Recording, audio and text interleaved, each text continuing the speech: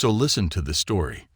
When Zico walked into his first training session in Italy, players and staff were starstruck, struggling to believe that this living legend, famous for his performances in the 1982 World Cup and the 1981 Intercontinental Cup, was right in front of them. Most had never seen him play live. As he began practicing free kicks, the atmosphere shifted. He kept hitting the crossbar, missing repeatedly, and growing more frustrated. Finally, he turned and shouted, "You've got to measure these goalposts. This goddamn crossbar is crooked." The stunned players exchanged worried glances, thinking they had splurged on a prima donna. Skeptical, they decided to measure the crossbar, expecting to prove him wrong. To their shock, they found it was indeed crooked.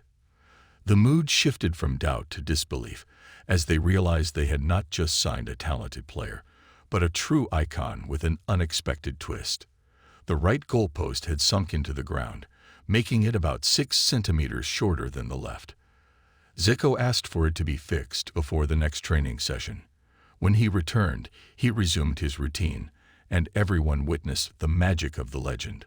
One by one, his free kicks flew into the top corner, silencing any doubts. Yet 40 years later, skepticism about his greatness still lingers. Despite playing 71 matches for Brazil, scoring 48 goals, and providing 22 assists, losing only one official match, his legacy remains clouded. That fateful match, which Brazil lost, left half the country turning their backs on him, while young fans in Europe erased his name from lists of all-time greats. Many forget that before Zico, Flamengo had never won the league. He built the club from the ground up, yet they have never reached those heights again. How Zico was banned from football at the age of 18. At just 19, Zico faced a devastating setback when his brother and cousin were captured and tortured by the military dictatorship for their political activism. Suddenly, he found himself blacklisted from Brazil's national team, despite being a star in the pre-Olympic tournament, and was demoted back to Flamengo's academy, effectively resetting his career. For 10 days, he barely left the house, grappling with despair, but something inside him refused to give up. A year later, Zico fought his way back into the first team, and the following season, he made an astonishing impact with 52 goal contributions in 46 matches. He donned Flamengo's iconic number 10 shirt, leading them to the Carioca Championship title and winning the Ballon d'Or for the best player in the Brazilian Championship, even though Flamengo didn't reach the final stage. Despite this incredible performance, he still received no call-up to the national team. 2 more years and 110 additional goal contributions passed before he finally earned his debut, but challenges continued from there.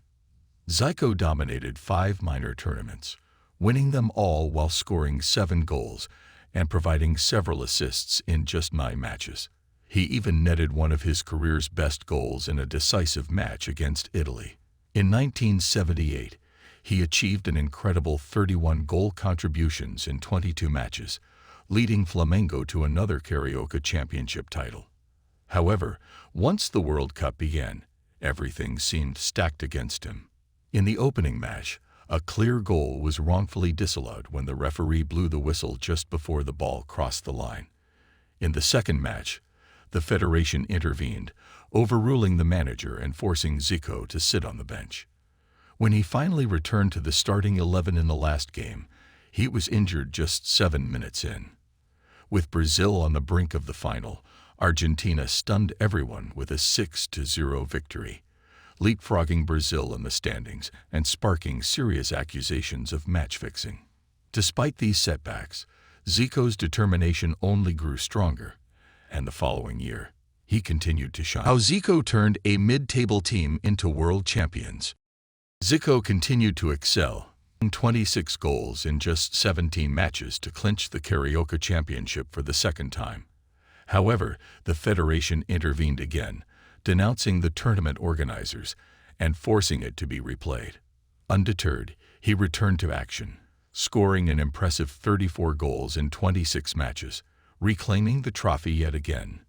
He then showcased his talent in Spain at the Ramon de Carranza tournament, leading Flamengo to victory against a Barcelona squad featuring stars like Michael Laudrup and Ballon d'Or winner Alan Simonson. This performance caught the attention who approached Flamengo for his signing. Zico's father, however, insisted that his son would only leave once Flamengo became world champions, a claim that left Real Madrid's representatives laughing, though not for long. After another international disappointment, where he managed 2 goals and an assist in 3 matches before being suspended, Zico watched from the stands as Brazil was knocked out of the Copa America. It was a bittersweet moment, but he remained determined to prove himself on both the club and international stages. In the following season, Zico was more determined than ever, scoring 13 goals in his first 13 matches of the Brazilian Championship. A pivotal clash against Santos determined which team would advance to the final stage, and Zico delivered, scoring both goals in a 2-0 victory. He continued his remarkable form in the semifinals against Cruzeiro, netting a hat-trick, meaning he had scored 7 of Flamengo's last 8 goals. In the final against Atlético Mineiro, he scored 1 goal and assisted another, leading Flamengo to a thrilling 3-2 win and securing the Brazilian Championship. This victory also qualified Flamengo for the Copa Libertadores for the first time in their history, leaving no time to rest. Zico entered the Libertadores with 8 goal contributions in the first 6 matches. However, a tiebreaker soon loomed, but it was over quickly as several Atlético Mineiro players lost their composure, receiving back-to-back red cards, clearing the path for Zico and his team. After Atlético Mineiro's players were reduced to just 6 men and forced to forfeit a match, Flamengo quickly faced a decisive game that would determine their place in the finals. Zico rose to the occasion, scoring 2 crucial goals in that match. In the first leg of the finals, he added another 2 goals, pushing the contest into a tiebreaker for the title of South American champion. Just 3 days later, the match turned violent, with 5 players sent off after a Carabobo center-back attempted to attack Flamengo players with a rock. Despite the chaos, Zico scored twice, leading Flamengo to an incredible victory and making them South American champions in their inaugural tournament appearance. He swept every available award in the process. Remarkably, just 13 days later, he had already guided the team to another Carioca Championship title, solidifying his legendary status in Flamengo's history. Zico was involved in an astounding 34 goals in 33 matches throughout the competition, all while carrying Flamengo through the Copa Libertadores. Just 7 days after that intense final, he faced his ultimate challenge, the Intercontinental Cup against Liverpool. Widely regarded as the best team in the world, Liverpool boasted 5 league titles, 4 domestic cups, and 3 Champions League victories in just 8 years. To many, Flamengo appeared to have no chance. A reporter bluntly stated this to Zico, who confidently replied, "I only see them as favorites for one thing, the silver medal they should be honored to bring home after facing a team like ours." Liverpool's manager, Bob Paisley, quickly assigned Phil Thompson, one of Europe's top center-backs, to mark Zico. However, this strategy proved futile. Just 12 minutes into the match, Zico delivered a perfectly weighted pass, setting Nooms up for a one-on-one opportunity, showcasing his playmaking brilliance and determination to lead his team to victory. Zico's impact was immediate as he set up Nooms for a goal just 21 minutes into the match, putting Flamengo ahead. Shortly after, he scored a brilliant free kick, extending their lead to 2-0. Liverpool had no time to regroup. Their goalkeeper, Gravar, was heard yelling at Thompson, "For the love of God, get Zico away from me." Zico sliced through their defense effortlessly, assisting Nooms again to make it 3-0. By the end of the match, Zico was named man of the match without scoring a goal, leading Flamengo, a team that had never won a league title, to humiliate one of football's legendary squads and be crowned world champions. Bob Paisley, Liverpool's manager, was forced to apologize, stating, "They made us look like a pub team." In 20 minutes, we were dead. Meanwhile, reporters speculated that Zico had now reached the level of Pele, but that feeling of triumph would be short-lived as new challenges awaited. How Oveni defeated ruined Zico's legacy. Zico closed out the 1981 season by being named World Player of the Year by Ging Sportivo, the Italian equivalent of the French Ballon d'Or, notable for allowing non-European players to win it even back then. Many believed he couldn't top this achievement, but he proved them wrong, finishing his domestic season with 17 goal contributions in 14 matches, leading Flamengo to the Brazilian Championship final stage. He dazzled every round, scoring 2 of their 3 goals in the round of 16, netting a crucial away goal in the quarterfinals, and tallying 4 goals in the semifinals. In the final, he scored the opening volley and assisted the decisive goal in the tiebreaker, securing Flamengo's second league title. His remarkable performances earned him the title of best player in the country, further solidifying his legendary status. Zico's performances had made him widely regarded as the best player in the world, with many considering the Brazilian national team of that era as possibly the greatest in history. Even the legendary Gol referred to them as the most wonderful team that ever existed. When the World Cup began, they aimed to prove this reputation right. In their opening match, despite Zico having an off day, Socrates and Ader scored stunning goals to secure a win against the Soviets. In the second match, Zico sparked their comeback with a perfectly executed free kick, leading Brazil to a dominant 4-1 victory over Scotland. By the final match of the group stage, Zico had already established himself as a key player, showcasing his incredible talent and determination as Brazil sought to claim the ultimate prize. Zico opened the scoring with a stunning bicycle kick, then added a second goal just 3 minutes later, along with 2 assists, delivering one of the most flawless World Cup performances ever. This set the stage for a highly anticipated match against Maradona's Argentina in the second group stage, where it was Maradona who seemed anxious.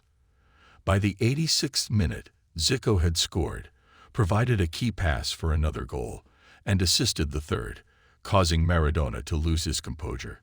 He kicked an opposing player in the stomach and was sent off. At this point, Zico's World Cup run was legendary. He was undeniably the player of the tournament. All he needed was a draw against Italy, who had previously seen Claudio Gentile foul Maradona 26 times, breaking the tournament's all-time record. Gentile repeatedly brought Zico down throughout the match, but just 12 minutes in, Zico managed to evade him and provide an assist. Despite receiving a yellow card, Gentile continued to target him, even 2-footing him from behind. There was a moment in the penalty area when Gentile grabbed Zico so forcefully that he ripped his shirt, yet the referee did nothing. When the final whistle blew, the atmosphere was tense. As one newspaper described, the Brazilian players were left in shock, some staring vacantly, unable to comprehend the loss. Brazil fell 3-2, and all the blame fell squarely on Zico. This moment haunted him for the rest of his career, leading him to refuse opportunities abroad for 13 years as he tried to escape the shadow of that fateful match. Shortly after Brazil's heartbreaking loss, Zico began negotiating a move to Europe.